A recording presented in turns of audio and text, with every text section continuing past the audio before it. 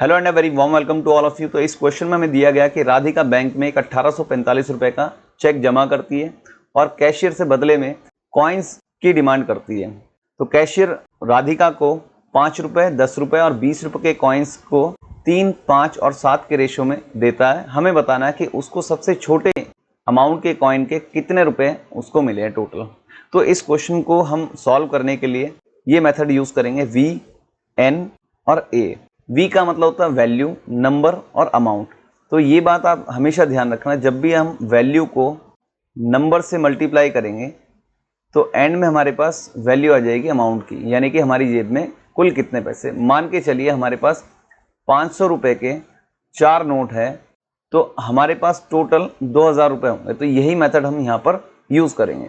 तो वैल्यू हमारे पास दी गई है 5 रुपये की, 10 रुपये की और 20 रुपये के कॉइन्स की। तो ये हमारे पास कॉइन्स की वैल्यू दी गई है और इनके नंबर्स की जो रेशो में दी गई है वो है 3:5:7।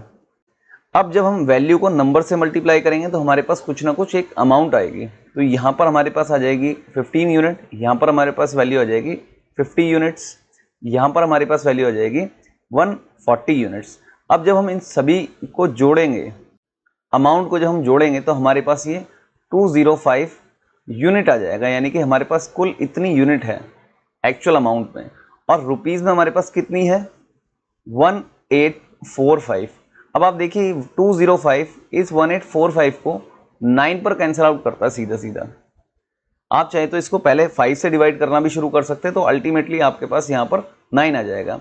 मैंने 9 डायरेक्ट इसलिए लिखा है यहाँ पर क्योंकि 9 × 5 अगर हम करते हैं तो 45 आएगा, 9 × में हम 2 अगर करते हैं तो यहाँ पर 18 आएगा। तो ये अंदाजन भी अगर आप इसकी वैल्यू निकालते हो तो आपको 9 ही मिलेगा, 1 यूनिट की वैल्यू। अब 1 यूनिट की वैल्यू ये हमारे पास जो 9 आ गई है, हमसे ये पूछा गया है कि स्मॉलेस्ट कॉइन की टोटल वर्थ उसके पास कितनी आई होगी उस बैग में। तो अगर हम इस 9 को इस 15 से मल्टीप्लाई कर दें, यानी कि 1 यूनिट हमारे पास 9 रुपीज़ है यहाँ पर, इस 9 को अगर हम इस 15 से मल्टीप्लाई कर दें तो हमारे पास वैल्यू आ जाएगी रुपीज़ में 135। तो इस क्वेश्चन का सही जवाब ऑप्शन बी है।